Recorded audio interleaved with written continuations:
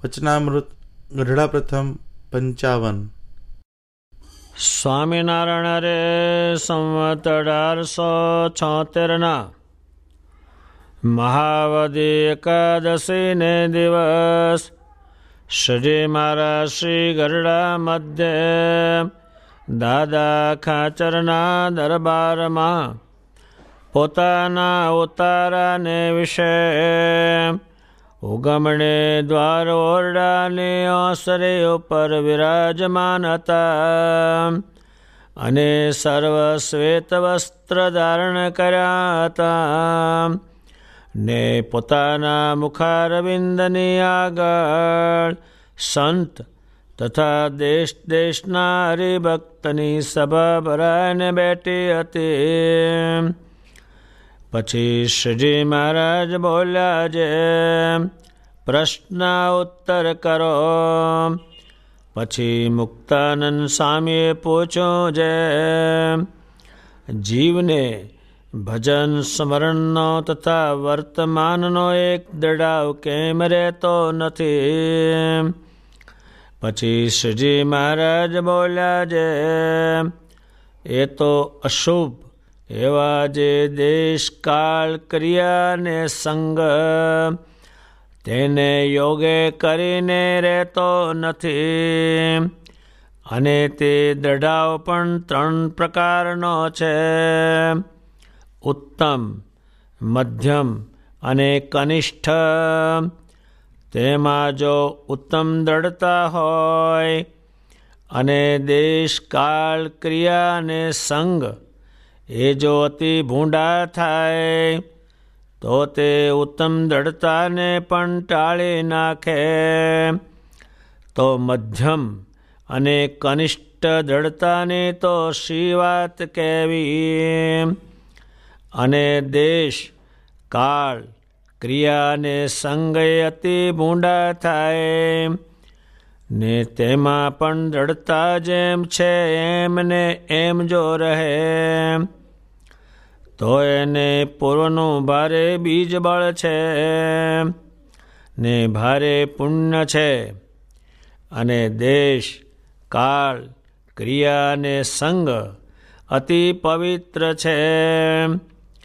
અને તેમાં પણ જો એની બુદ્ધિ મલિન થઈ જાય છે તો એને પૂર્વ જન્મનું તથા આ જન્મનું કોઈ મોટું પાપ છે તે નડે છે.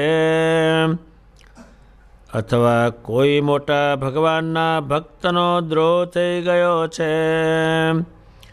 તે એને નડે છે. કેમ? જે દેશ કાળ ક્રિયા ને સંગ રૂડા છે તોય પણ એનું અંતર ભૂંડું થઈ જાય છે.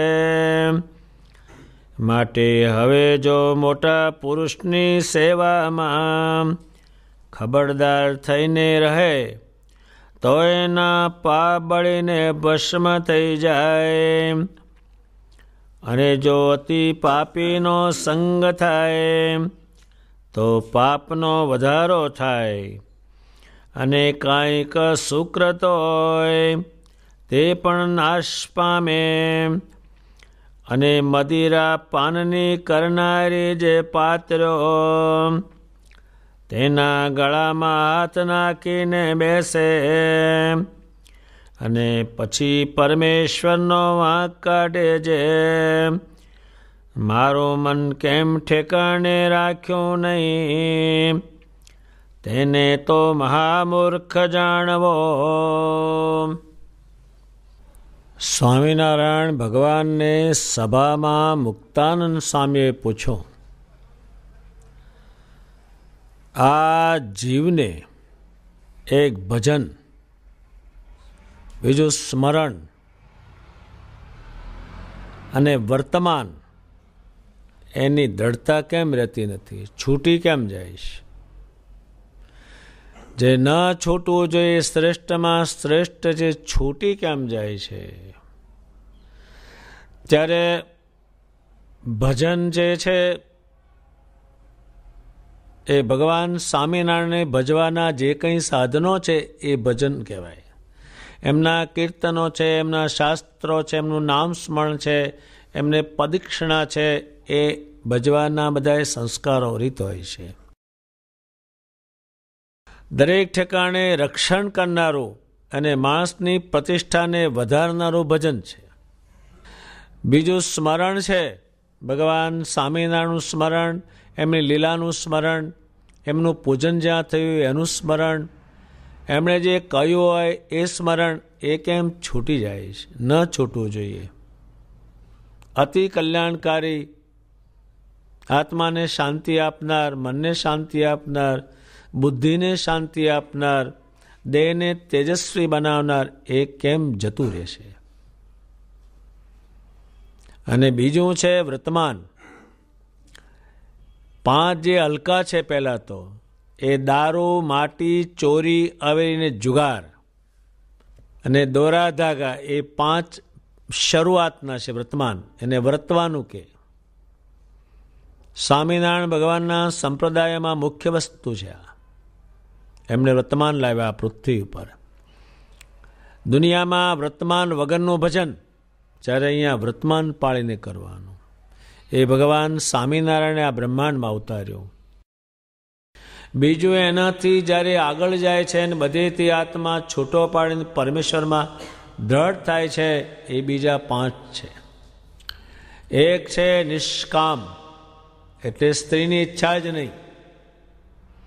બીજું નિર્લોભ છે, એટલે કશું રાખવાનું જ નહીં. નિર્સ્નેહ છે, ક્યાંય હેત કરવાનું જ નહીં. નિર્માન એટલે ભગવાન સ્વામિનારાયણ કે એનું માનવાનું જ. અને નિસ્વાર્થ, જે મળે તે ખાવું, એના વર્તમાન છે આ પૃથ્વી ઉપર. જે ધરા ઉપર જે ધર્મ નહોતો, એ ભગવાન સ્વામિનારાયણે આ પૃથ્વી પર લાવ્યા. એ ઘડીકમાં પાળીએ ને ઘડીકમાં ન પાળાય, એનું શું, એ જતું કેમ રહેશે? એ ન જ જવું જોઈએ. એ જતું કેમ રહે છે? ત્યારે ભગવાન સ્વામિનારાયણ આ પ્રશ્ન પૂછ્યો, ત્યારે ભગવાન સ્વામિનારાયણ કહે છે, દેશ, કાળ, ક્રિયા અને સંગ એના કારણો છે એમાં. ત્યારે એ ઉત્તમ સંગ હોય ત્યારે, અને જે દ્રઢાવ છે એ 3 પ્રકારનો છે. ઉત્તમ, મધ્યમ અને કનિષ્ઠ. જો આ 4 અવળા હોય તો સારો હોય તેની બુદ્ધિ ફેરવી નાખે. જે વિભીષણની બુદ્ધિ લંકાને જોઈને ફરી ગઈ. દ્રૌપદી આ ઉપાધિ જોઈ અને એની બુદ્ધિ ફરી ગઈ. આ પાંડવોને વરી એના કરતા દુર્યોધનને વરી હોત તો ઘણું સારું હતું. ત્યારે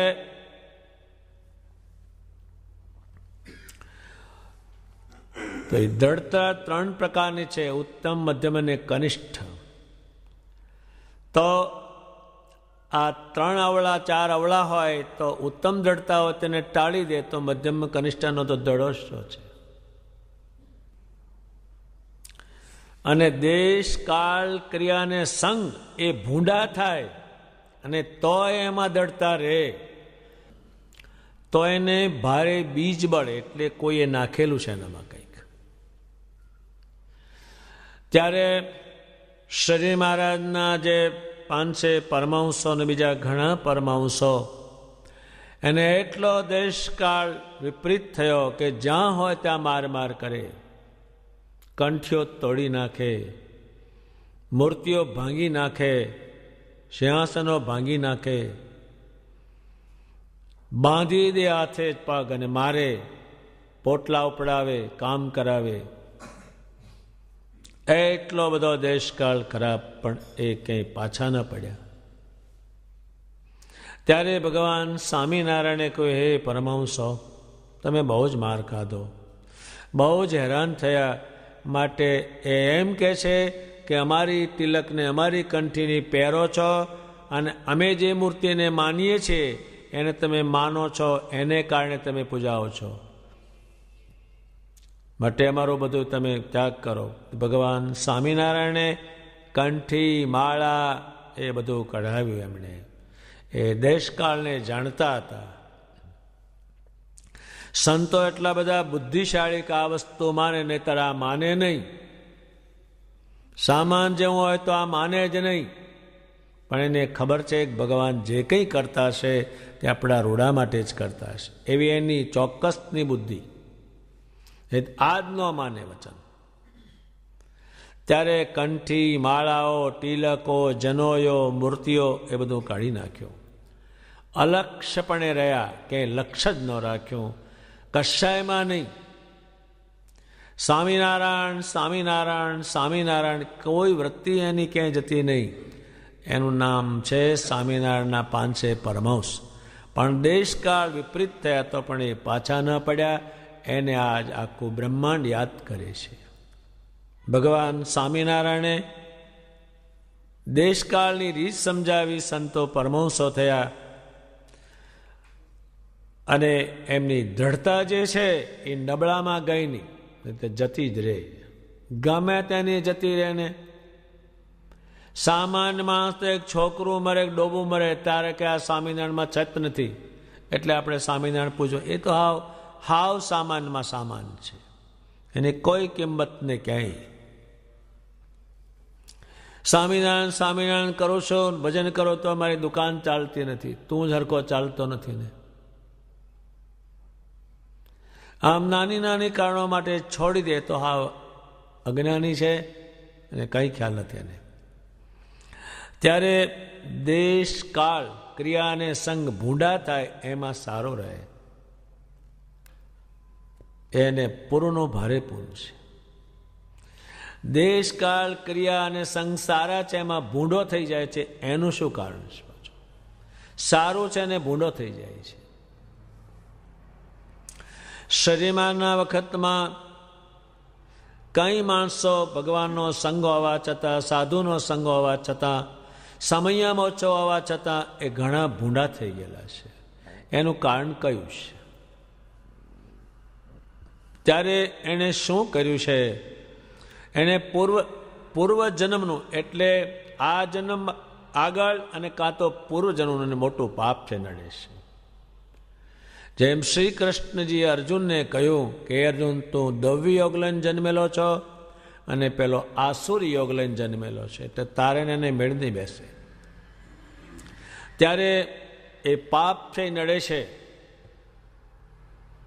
અને જે સંતોના સંગથી સારા થયા એમાં ઉપલેટા ગામમાં એક વેરાભાઈ કરીને રાજા હતા. બહુ જ બાહુશ હતા, બહુ જ બુદ્ધિશાળી આમ હતા. એ પણ લૂંટને માર્ગે ચડી ગયા. એટલી બધી લૂંટ કરી એ ચોરોનો રાજા બન્યા. એને પૂછીને ચોરીઓ થાય, એની ધાક વાગે દેશો દેશમાં. પણ ત્યાં સંતો ગયેલા ઉપલેટામાં. એ સંતો જ્યારે કીર્તન કરતા હતા, ભજન કરતા હતા, એ વેરાભાઈએ સાંભળ્યું. એનું મન એમાં પરોવાણું કે કેવી રૂપાળી વાત કરે છે, કેવું ભજન રૂપાળું છે, કેવા એમાં શબ્દો છે. તે રોજ સંતો પાસે સાંભળવા બેઠા. એમાંથી ધીમે ધીમે એને બહુ સારું લાગ્યું, એ ભજને ચડ્યા. પછી એને ચોરીનું જે કર્મ હતું તે ત્યાગ કર્યું. સંતો પાસે વર્તમાન લઈ કે દારૂ માટે ચોરી એવી હું નહીં કરું, વર્તમાન લઈને કંઠી પહેરી. ભગવાન સ્વામિનારાયણનું ભજન સંતોએ શીખવાડ્યું. એટલું બધું ભજન કરવા માંડ્યા. શ્રી મહારાજ પાસે પણ ઘણી વખત ગયા. પણ એક વખત પોતે ઉપલેટાથી ગઢપુર જવા નીકળ્યા. એમાં રસ્તામાં એક ખેતર આવ્યું અને સવાર થયું. તે વખતે એ ખેતરમાંથી એક બાવળનું ઝાડ હતું, તેમાંથી દાંતણ માટે સોટી કાપી. એને યાદ આવ્યું કે ભગવાન સ્વામિનારાયણે મને કહ્યું હતું તો ચોરી કરીશ નહીં, મેં ચોરી કરી. એની વસ્તુ પૂછ્યા વગર લીધી. પછી દાંતણ ના કર્યું એણે. પછી એ ખેતરના માલિક પાસે ગયા ગામમાં, અને એ માલિકને મળ્યા કે મેં ગુનો કર્યો તમારો. શું કર્યો? કે તમારા ખેતરમાં તમને પૂછ્યા વગરનો મારો અધિકાર નહીં, અને મેં દાંતણ કાપ્યું. ત્યારે એ ખેડૂતે જાણ્યું કે આ તો વેરાભાઈ લૂંટારનો રાજા છે. ગામ આખાને ખબર પડી, ભેગું મળ્યું ગામ, કે વેરાભાઈ લૂંટારોના સરદાર આવ્યા, અને આવા એ સ્વામિનારાયણના સંસ્કારથી ભગત બન્યા. બધાએ સન્માન કર્યું એનું, કે એમાં દાંતણમાં શું? કે ના, એ તો ભગવાનને ના પાડી મેં ધંધો કર્યો. ત્યારે એ ગઢપુરમાં આવ્યા, ભગવાનને કહે છે મેં એક ગુનો કર્યો. ભગવાન, શું ગુનો કર્યો? મેં તમારું વચન લોપ્યું. શું લોપ્યું? કે મેં ચોરી કરી. શું ચોરી કરી? કે ખેતરમાંથી દાંતણ મેં કાપ્યું. તો એ તો ખેડૂતની તો માફી માગી, પણ તમે મને વર્તમાન આપ્યું છે, તમને માફ કરો. ભગવાને એને માફ કર્યો. ધીમે ધીમે તો એટલા બધા ભજને ચડ્યા, એટલા બધા સારા થયા કે શરીમાને પ્રાર્થના કરી કે મારે સંસાર ત્યાગ કરીને તમારી પાસે રહેવું છે. ભગવાન કે તમારી ક્ષત્રિયની જે પ્રકૃતિ, ચોરની પ્રકૃતિ છે, એ ક્યાંક તમને નડશે, માટે સાધુ ન થાઓ. ભગવાનને પ્રાર્થના કરી, ભગવાન હું કહું છું હવે કંઈ નહીં કરું, તમારો દાસ થઈને રહીશ, તમારા ચરણની રજને માથે ચડાવીશ, સંતોના ચરણની રજને માથે ચડાવીશ, મને સાધુ કરો. ભગવાને સાધુ કર્યા અને પરમાનંદ નામ પાડ્યું. પછી શ્રીજી મહારાજ સાથે મોટા ભાગના રહેતા. શ્રીજી મહારાજ અમદાવાદમાં પધાર્યા, ત્યાં હજારો વૈરાગીઓ, ખાકીઓ, જમાતધારીઓ એ બધા ભેગા મળ્યા. શ્રીજી મહારાજને અને સાધુને મારી નાખવા છે એ વિચાર ઉપર આવી ગયેલા. તે વખતે પરમાનંદ સ્વામી જોડે હતા. જ્યારે એ અસુરો જ્યારે અવળું હવળું બોલવા માંડ્યા, શ્રીજીમાનો વાંકો બોલવા માંડ્યા, ત્યારેથી એને સહન ન થયું. એણે કહ્યું તમે રહેવા દો, આ રહેવા દો બોલવાનો અસુરો. તો એ માન્યા નહીં. વેરાભાઈ તે સહન ન થયું, શ્રીજીમાનું અપમાન કર્યું. એ કોઈ કાઠી પાસે તરવાર હતી, ખેંચ લઈ અને જે ઝીકવા માંડ્યા, કેટલાને લોથપોથ કરી નાખ્યા. શ્રીજી મહારાજે કહો પરમાનંદ રહેવા દો, રહેવા દો, પરમાનંદ રહેવા દો તમે. એને એટલી હાડો હાડ વ્યાપી ગયેલી કે આ અસુરો શ્રીજીમાનું વાંકું મને કેટલા અસુર છે. જે માણસને દેવ સમાન કરે એને મારવાનો વિચાર કર્યો, એણે એના તુકારા કર્યા. વેરાભાઈ શ્રીજીમાના કહેવાથી થોડા પાછા ફરે છે. ત્યારે અસુરોએ ઘા કર્યો, કાન કપાઈ ગયો એનો. શ્રીજી મહારાજે કહ્યું મેં તમને ના પાડી કે મહારાજ હું તો મારા માટે તો સહન કર્યું, પણ તમારું બોલ્યા. ભગવાન કહે છે એમ એને કીધે હું કંઈ એવો થઈ જવાનો છું. શ્રીજી મહારાજે કીધું એ આપણને અનુકૂળ નહીં, સાધુનું કામ ભજન કરવાનું છે, આ તમે અવળું કામ કર્યું. શ્રીજી મહારાજે એ કપડાં ઉતરાવી સફેદ પહેરાવ્યા અને શ્રીજીમાને કાયમ પ્રાર્થના કરે કે મને બધેથી વાસના તોડાવી દેજો, ક્યાંય મારો જીવ જ ન રહે તમારા સિવાય. તો એના સંકલ્પને પૂર્ણ કરવા એમના કુટુંબના જે માણસ હતા એને ભગવાન ધામમાં લઈ ગયા, અને પછી પોતે એકલા રહ્યા, અને પછી આખી જિંદગી શ્રીજીમાના ચરણમાં રહી અને દેહ એને પૂર્ણ કર્યું. એ અશુભ બધું હતું તો પણ એ શુભ થયા. સંગ એને સંતોનો થયો. ત્યારે એ પાપ છે નડે છે. એ પાપ આગળ જવા દેતું નથી કોઈને. એ પાપ છે પરમેશ્વરને મૂકીને જે અવળો ધંધો કર્યો છે એ બધો પાપરૂપ છે. પાપના પાડો હતા અને દેશકાળ સંસારા હતા, એમાં ખરાબ થઈ ગયા કેટલાક.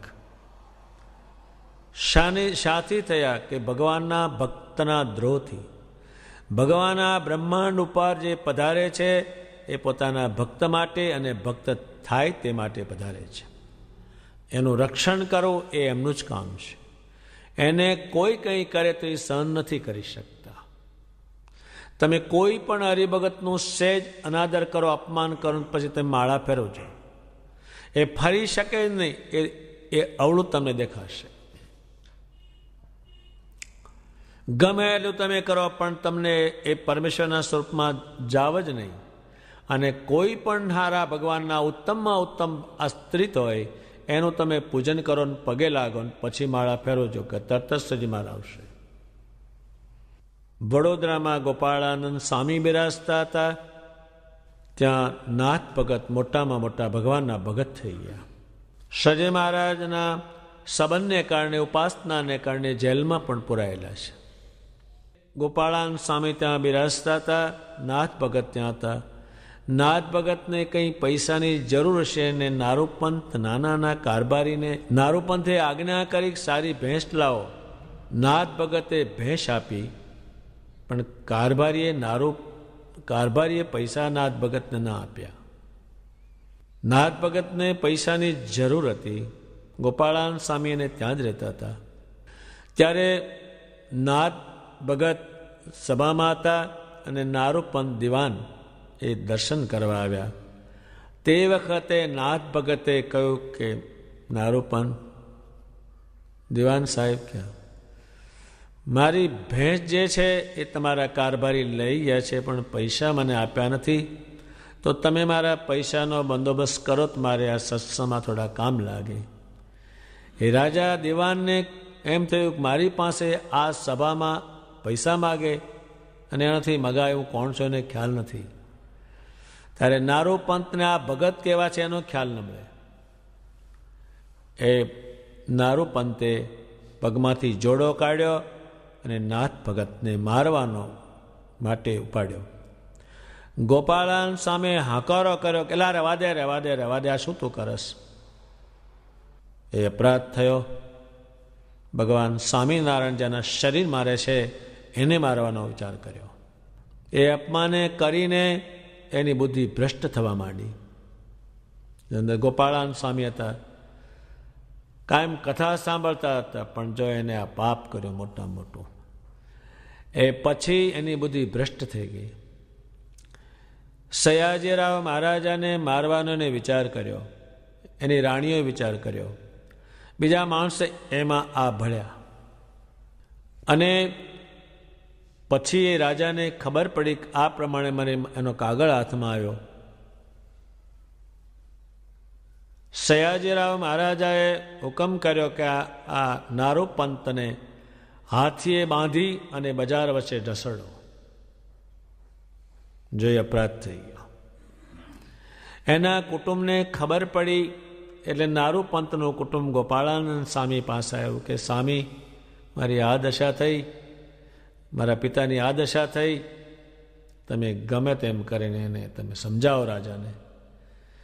ગોપાળાનંદ સ્વામીએ રાજાને કહ્યું, હે રાજન, તમને ભગવાનની ભેળા કરનારા નારૂપંથ છે, એટલે તમે આવી સજા એને નહીં કરતા, બીજી કરો.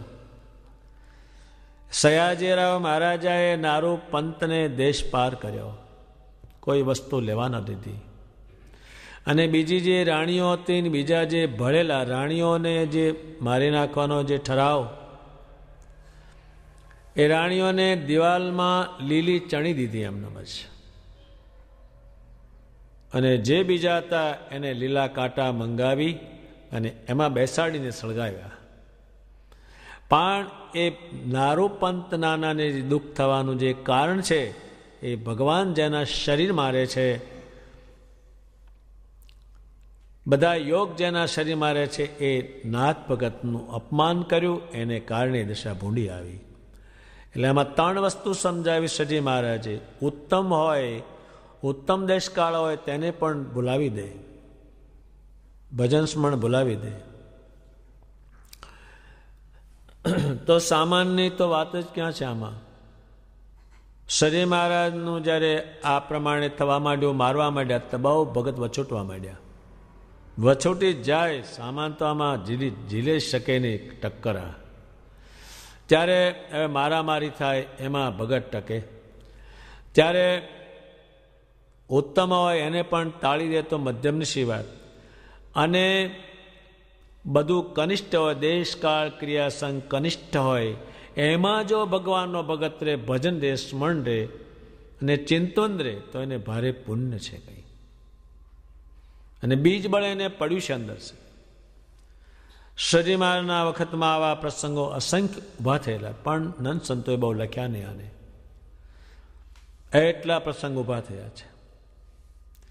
એક સાધુ હતા એક ગામમાં, એને પૂંઠમાં લાકડી નાખીને મારી નાખ્યા, તો એ સ્વામિનારાયણ બોલ્યા છે. ત્યારે એટલા બધા દેશકાળ અશુભ હતા તો પણ ટકી રહ્યા, એનું બીજબળ છે ભારે. અને દેશકાળ ક્રિયાને સંગ સારા છે તો પણ નબળા થાય તો એને પાપ છે, અને એને કોઈ ભગવાનના મોટા ભક્તનો દ્રોહ કર્યો છે, એને નડે છે. ત્યારે શ્રીજી મહારાજે કહ્યું કે તમે હવે સત્સંગમાં મોટા પુરુષની સેવા ખબરદાર થઈને કરજો. ઉત્તમ રાજાને આખું બ્રહ્માંડ યાદ કરે એનું કારણ એને સેવા કરી છે ખબરદાર થઈને, રાતને દિવસ જ. ત્યારે એને સેવા કરી તો એ કેવા બન્યા, એને કોઈ પાપ ના અડ્યું, કશું અડ્યું ને એને કાંઈ. ત્યારે એ સેવાનું ભગવાન સંસ્કાર પાડશે, અને એ સેવાને કારણે એમાં ગુણો ઉતરશે. અને શ્રીજી મહારાજ કહે છે પાપીનો સંગ થશે તો તમારો સુકૃત હશે તે પણ નાશ થશે. બરાબર, તમે ધ્યાન રાખજો એનું, પાપીનો સંગ લાગે. દુર્યોધનનો સંગ ભીષ્મ પિતાને લાગ્યો તો શ્રી કૃષ્ણને પાંડવોને મારવા તૈયાર થઈ ગયા, એ સંગ લાગ્યો એને. ત્યારે તમારું કંઈ સુકૃત્ય એટલે ભગવાનનું ભજન કર્યું છે, સ્મરણ કર્યું છે, ચિંતન, એ પણ નાશ પામી જશે. અને પાત્રોના ગળામાં એટલે વેશ્યાઓ નાચ એના ગળામાં હાથ નાખશો અને તમે પછી વાંક કાઢશો કે મારું મન ભગવાનમાં કેમ રહ્યું નહીં, પણ ત્યાં તમારે હતું શું ત્યાં જવાનું. એમ આપણે જો આવું પાત્રોને જો કરશું, આવા ખેલ જો કરશું તો ભગવાનમાં મન જવાનું જ નથી. મુક્તાનંદ સ્વામી ઉત્તમમાં ઉત્તમ ગુરુની જ્યારે શોધમાં હતા અને એમના મનમાં એમ હતું કે મને સ્ત્રી સંબંધી કોઈ દિવસ ઘાટ ન થાય એવા ગુરુ મારે મેળવવા છે. એવા એક જાણીતા પ્રસિદ્ધ ગુરુ હતા, એની પાસે પોતે ગયા અને ત્યાં રહ્યા, અને એમણે વાત કરી કે મારો જે આત્મા છે કોઈ પણ સ્ત્રીમાં ન જાય એવું મને જ્ઞાન કરો અને એવું મને શિક્ષણ આપો. ત્યારે ગુરુ એમને કહે છે કે હે મુક્તાનંદ, એ વસ્તુ તમે જતી કરો ને ભજન કરો. હું જ્યારે કહે છે ઉજ્જૈન ગયો હતો અને રસ્તો મેં એક બાઈને પૂછો અને એ બાઈએ આમ હાથનું લટકું એવું કર્યું તે હજુ મારા મનમાંથી નીકળ્યું નથી એક લટકું, તો આખી બાઈ તો હું કેવી રીતે કાઢી શકું. ત્યારે મુક્તાનંદ સ્વામીએ પછી એમનો ત્યાગ કરી દીધેલો છે. ત્યારે એ મુક્તાનંદ સ્વામી એ ત્રણવાના ભગવાનને પૂછ્યા ભજન સ્મરણ અને વર્તમાન એ ટકતું કેમ નથી, એના કારણો ભગવાને બતાવ્યા. અને આ વચનાબદ્ધ ઘણું અલૌકિક છે. જેને ભજન કરવું હોય, જેને સ્મરણ કરવું હોય, જેમને વર્તમાન પાળવા હોય એને આ બહુ જ કામનું છે. ભજન તો એ મુખ્ય વસ્તુ છે. ભજન વગરનો કોઈ પણ માણસ આગળ જાય ને જે ભજન ન કરે એ હાવ જડ જેવો થઈ જાય છે. એટલે મુક્તાનંદ સ્વામીને ભગવાને જે ઉત્તર આપ્યો છે અને મુક્તાનંદ સ્વામીએ પૂછો છે એ બંને અલૌકિક છે અને ઘણી વસ્તુ ભગવાને એમાં કહી છે. એવી રીતે ગઢડા પ્રથમ પ્રકરણનું 55મું વચનામૃત પૂરું થયું. સહજાનંદ સ્વામી મહારાજની જય.